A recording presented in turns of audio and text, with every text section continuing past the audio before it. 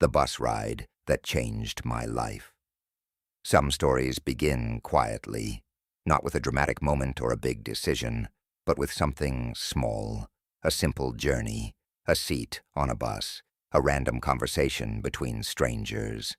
That is how my story with Tarina began. It started after a successful trip to Ghana. I had been traveling for work, and now it was time to return to Nigeria. Unfortunately, I was late for the bus. By the time I arrived, the driver had already started the engine and passengers were settling into their seats. I stepped inside quickly and realized I was the last passenger. The only seat left was at the back. As I walked down the narrow aisle, I noticed a girl sitting toward the front of the bus. She had fair skin and closely cut hair. For a brief second, our eyes almost met, but I quickly looked away and continued to the back. At that moment, she was just another passenger. I had no idea that meeting her would become one of the most unforgettable moments of my life. I settled into my seat, tired from the early morning rush. As the bus began moving, my phone slipped from my hand and fell into the corner beside the seat. While I was struggling to reach it, I suddenly heard a voice behind me.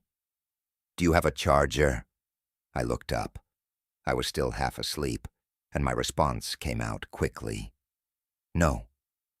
My answer sounded sharper than I intended. I immediately realized I had sounded rude. I tried to make small conversation afterward, but exhaustion took over, and I leaned back into my seat. Soon, I fell asleep. The bus had left around 5 in the morning, and the darkness outside slowly faded into sunrise. When I finally woke up again, the bus was already approaching the border near Togo. That was when I noticed something interesting. The girl I had seen earlier was not traveling alone. She was with her younger sister. That younger sister was Tarina. Tarina dressed simply. She wore a white polo shirt and blue jeans, like someone who had just woken up and thrown on whatever was comfortable. There was nothing about her appearance that tried to impress anyone. But somehow, she still stood out. At the border checkpoint, things became tense. Tarina did not have a valid ID. I remember thinking to myself that this girl was either very brave or very reckless. Her sister handled the payments needed to pass through the border, and eventually we continued the journey. That was when our conversation truly began. And once it started, it flowed naturally. We talked about different African countries we had visited. We talked about architecture, creativity, music, and life experiences. The hours passed so quickly that the road seemed shorter than it really was. Then I discovered something surprising. Tarina was an artist, a real one. She had a deep understanding of music and creativity, so I decided to share a song I had been working on. I played it for her through my phone, right there, on a moving bus somewhere between borders and cities. Something amazing happened. Tarina began helping me shape the song. Line by line, idea by idea, she brought a new energy to the music. She could feel the rhythm of every word before it was even written. It felt natural. It felt exciting. It felt like two creative minds connecting at exactly the right moment. We laughed often during that journey. Sometimes the other passengers looked toward us because they could hear the energy of our conversation. At one point, a hawker passed by, selling drinks. Without thinking, I bought one for her. Some people might think that was foolish, buying a drink for a girl you just met on a bus. But when a connection feels real, small gestures feel natural. By the time we arrived in Lagos, something had already changed. What began as a random meeting had become something deeper. Tarina became more than just someone I met during a journey. She became my muse. Her ideas inspired my music. Our conversations opened new creative doors in my mind. When we talked about art or worked on music together, inspiration seemed to flow endlessly. But life has a way of testing the things we value most. The deeper my feelings grew, the more questions began to appear in my heart. Was this connection meant to last? Or was it simply a beautiful moment that life allowed me to experience before moving on? Sometimes the people who inspire us the most are not meant to stay forever. Sometimes they enter our lives for a season, leaving behind memories, lessons, and creativity that change us permanently. Tarina was that kind of person for me. She was the girl I met on a bus, the artist who helped shape my music, and the unexpected chapter in my life that reminded me how powerful human connection can be. Some journeys end when the bus stops, but some journeys stay with you for the rest of your life, and this was one of them. It was my turn to leave the bus. I had already gotten her number, and somehow in just a few hours, it felt like I was leaving something behind that I had just found. I hugged her, gave her a soft peck. She had already told me where she was staying, and in that moment, it felt like the story wasn't ending. It was just beginning. I stepped down at my stop, waved goodbye, and watched the bus move. There was a strange feeling in my chest, not sadness, not excitement, something deeper, like I had just crossed paths with something that would change me. I got home, arranged my things, went out to eat, and came back later that night. Around midnight, I messaged her. I called her Princess Rapunzel because of her long hair. I wished her a happy birthday. She replied. And just like that, the connection picked up again, like it never paused. I asked for her full name. I wanted to save it properly, not just as someone I met on a bus, but as someone who meant something. We planned to meet the next day. I wanted to take her out, but she didn't show up. She told me her sister had taken her out instead. I didn't react. I just accepted it, used the time to visit my family instead. But something told me this wouldn't be the last time plans would shift like that. Later that night, she called me. She asked where I was, said she was done, and wanted to see me. But it was already late. I told her no. She apologized in a soft way, like she didn't want me to take it too seriously. And I didn't. At least, not yet. The next day I went back to my place. I asked where she was, and she sent me her location. I didn't tell her I was coming. I just showed up. When she saw me, she smiled.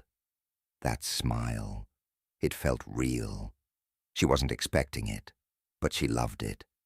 And in that moment I knew something about me had already changed. She introduced me to her world, her producer, her friends, the environment she lived in, and I stepped into it like I belonged there. We connected even deeper. Conversations turned into moments. Moments turned into memories. And memories started turning into something that felt like love. We went out that night. A proper date. The kind where time disappears. We talked. We laughed. We looked at each other like we had known each other for years. I tried to stay composed, but the truth was, I was already getting lost in her, not out of lust, but out of connection. At the end of the night, she wanted to stay. She was tipsy, close to me, comfortable, but I stopped it. I sent her home, because for me it wasn't about that. It was about something deeper, something real, and that was the beginning of everything. The connection, the confusion, the growth, the love, and the lesson that would change my life forever. From that night, everything started to grow. We spoke every day, not just normal conversations, but real ones. We shared thoughts, ideas, dreams, even the parts of ourselves we don't usually show people. She wasn't just someone I liked anymore.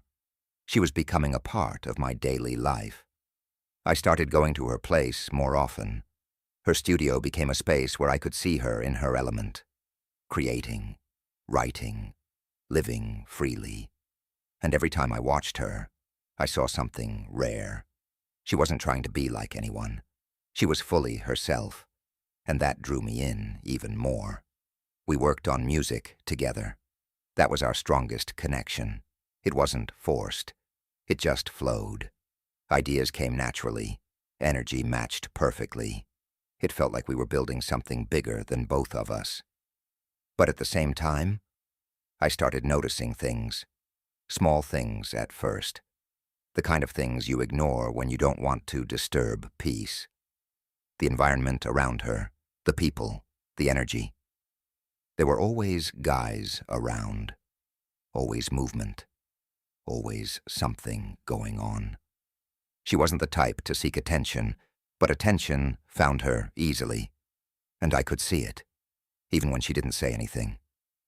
Still, I stayed, because when it was just me and her, everything felt right, calm, real, like nothing else mattered.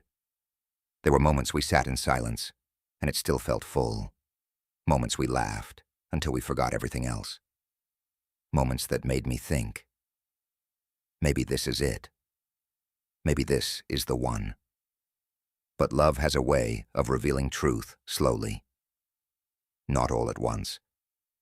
I started seeing a different side of her. A side that didn't want to be held, didn't want to be defined, didn't want to belong to anyone completely. And that confused me, because I was already all in. There were times she would say things that felt like tests, mentions of other people, other situations, like she wanted to see how I would react. But I didn't react. I stayed calm. I stayed solid, because I believed in what we had. But deep down, something was shifting. I realized she lived in the moment, and I lived in meaning. She enjoyed the now. I was building for the future, and those two things don't always align. Still, I didn't pull back. If anything, I loved her more, gave more, showed more, because I believed love should be real, not calculated. And for a while, it felt like she felt it too. She would come over. We would talk for hours, create music, laugh, share food, share space, share energy.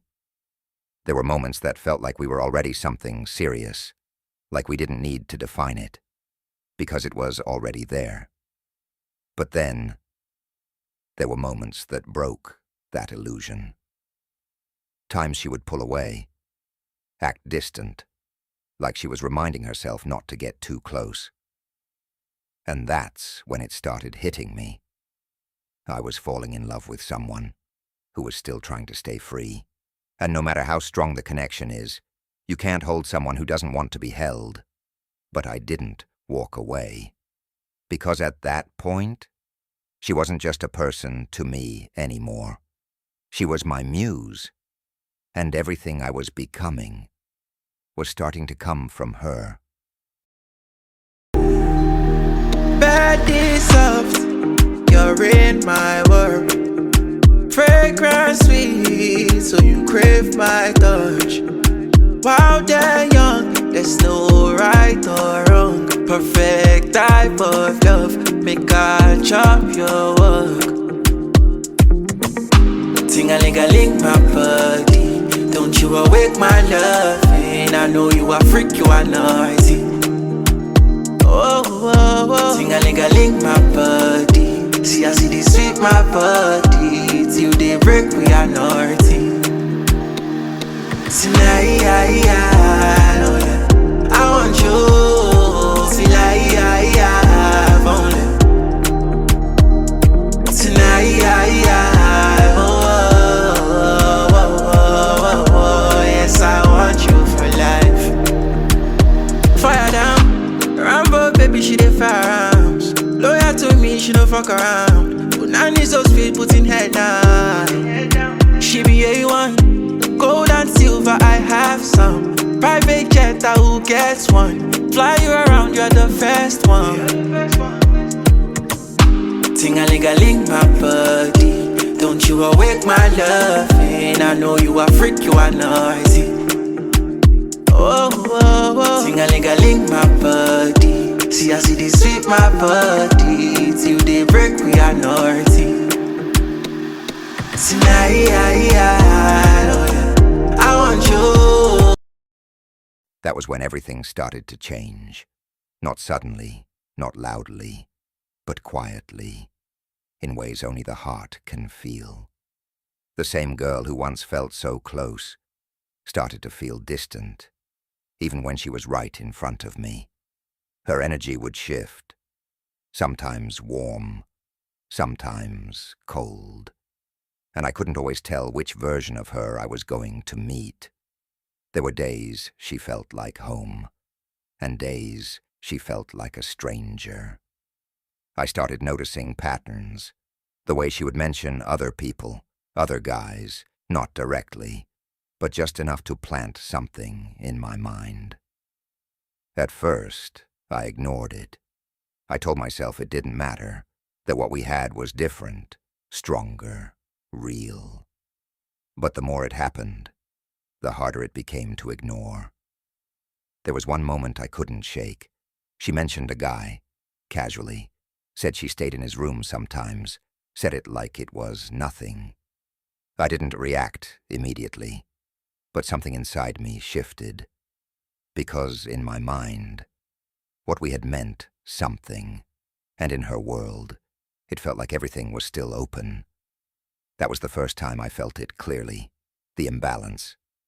I was moving with intention, she was moving with freedom, and those two paths were slowly pulling apart. Still, I stayed, not because I didn't see it, but because I believed love could fix it. I gave her more of me, more time, more attention, more understanding. But love isn't always about how much you give. Sometimes, it's about whether the other person is ready to receive it. There were nights we were together, and everything felt perfect again. Like nothing was wrong. Like it was just us against the world. And in those moments, I forgot everything else. But reality always came back. Stronger, clearer, harder to ignore. I started guarding my heart, not fully, but enough to notice the difference. And she felt it. She would question me, ask why I was distant. But I wasn't distant. I was just becoming aware that I was giving something that wasn't being held the same way. Then came the tension, small arguments, misunderstandings, moments where words didn't match feelings. She would pull away, quickly, like she was always ready to leave, and that hurt more than anything, because I was staying, fighting, trying, and she was keeping one foot out the door. There was a night everything almost broke. We had plans, simple plans, just to spend time together. But something I said changed her mood. She shut down, quickly, packed her things, and was ready to leave, just like that. No fight, no real conversation, just exit. And in that moment, I saw it clearly. I wasn't losing her. I never really had her. Still, I didn't stop her. I walked her to the gate, gave her everything that belonged to her, watched her leave. And for the first time, I felt the weight of everything. Not anger, not even heartbreak yet. Just clarity. The kind that comes when love meets truth. But even then, it wasn't over. Because feelings don't end the moment truth shows up. They linger, they fight, they hope. And mine were still holding on. It was the day she was leaving. I didn't tell her I was coming. I just woke up early and went to the park. I didn't have much at that time. No car, no comfort. But something in me said, go. So I went, and I waited, not knowing how it would go, not knowing what she would say, but knowing I had to see her one last time. When she arrived, she saw me, and I saw it in her face. She wasn't expecting me. There was surprise, then something else, something she tried to hide. I walked up to her calmly, greeted the guy who brought her, stayed present, stayed composed. I didn't touch her bags. I didn't act emotional. I just stayed there with her. We talked, softly, carefully, like two people who knew something was ending, but didn't want to say it out loud. I made little videos of her, moments I didn't want to forget. Then I gave her something, a chain I'd kept for years, something valuable to me, not because of money, but because of meaning. It was my way of saying, you mattered. But deep down, I felt it. Something wasn't right. Her energy was different. Her presence felt off. And I couldn't ignore it. I asked her about the night before, why she didn't call back. She looked at me and said she didn't remember. That answer told me everything. Not just the words, but the feeling behind them. In that moment, I knew. Not everything she gave me was real. But still, I didn't react. I didn't argue. I didn't break down. I just accepted it. Because sometimes the truth doesn't need noise. It just needs silence. I reassured her, told her to be safe, told her to remember what we shared. I made her smile, even when I was hurting. And then I left. I didn't stay to watch her go. I had seen enough. As I walked away, something in me shifted. Not just heartbreak. Transformation. She called me later, asking why I left so early, how I even got there. I told her the truth. I walked. Even helped her sort things over the phone, still showing up, even when I was already letting go. Then I said it, for the last time. I told her I loved her, fully, honestly, without holding anything back. And her response was everything I needed to hear. She said I was putting her in a position she didn't like. That was it. No confusion, no mixed signals, no more guessing.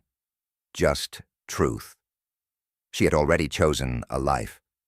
That didn't include me. And in that moment, I let her go.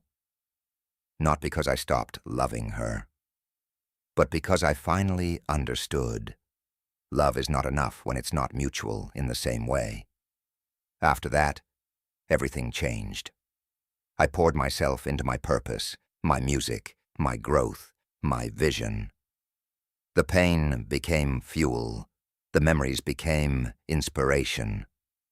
And the boy who met her on that bus was no longer the same man walking away from that park. She didn't stay, but she changed me.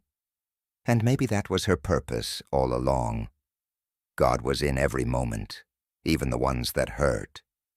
I will never judge her. I loved her, and I became better because of it. I want you till I have only. Tonight, oh, yes, I want.